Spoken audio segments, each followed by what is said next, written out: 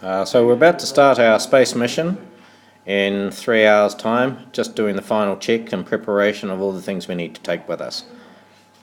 Yeah, that's good, Wazza. Well done. Okay, so what's first on the list that we need to take to Mars? So first of all, we need to know what Mars is like. I'm just going to take you over to the 3D simulator and explain a little bit more about what it's like to be on Mars. First of all, Mars is really, really cold. It can be down between minus 85 degrees and 5 degrees Celsius, so you have to be able to cope with that. Secondly, there's no liquid water on Mars, absolutely no water anywhere. And so there might be water ice at the poles and buried beneath the surface, but you might have to drill for it. There's no gas stations or anything like that on Mars, so we'll have to build our equipment, somehow get electricity going. Gravity on Mars is a lot less than on Earth. Matter of fact, it's half of that. So if you jump, you go a lot higher and come down slower. And last of all, Mars is really dusty. What are we going to do about that?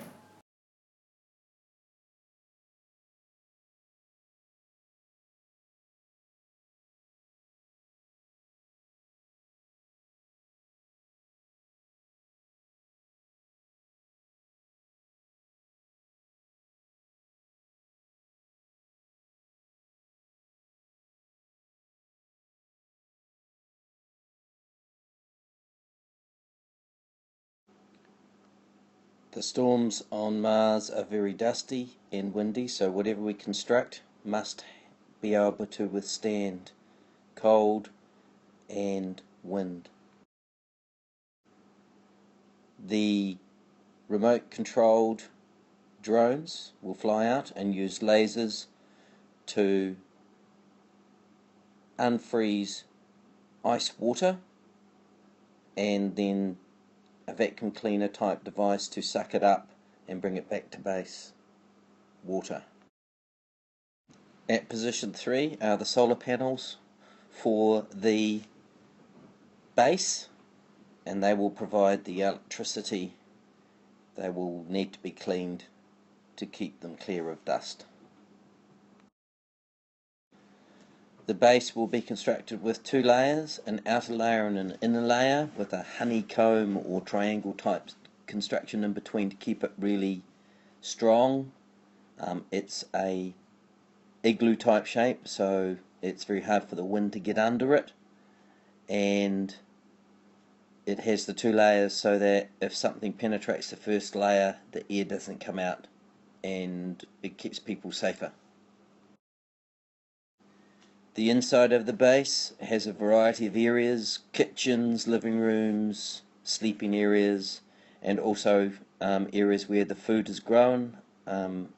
So they have plants and algae, and they recycle everything within water and waste so that it can be reused.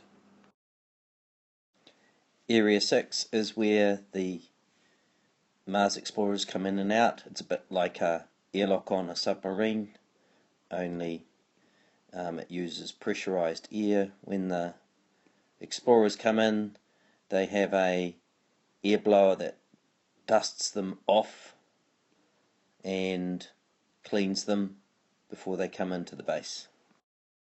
This is the airlock where Martian explorers will go out and come in from.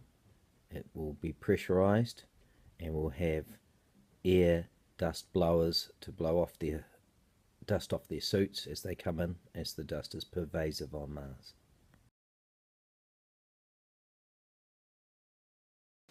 This is my Mars base. So at position 1 we have here the orange, which is the solar collectors to provide power to the base.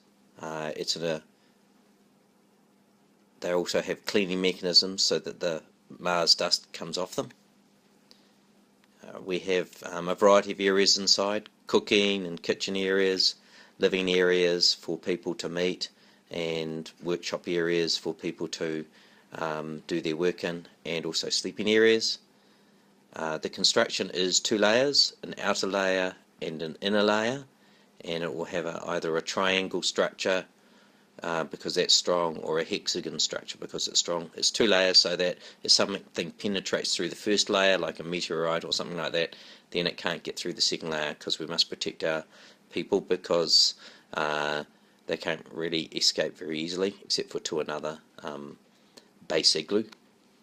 This is the airlock where they come in, but like an airlock on a submarine, and they'll enter in through the doors, but it'll also have not just a pressurized area, but also air blowers to blow dust off the uniforms, but they can also be washed later on as well.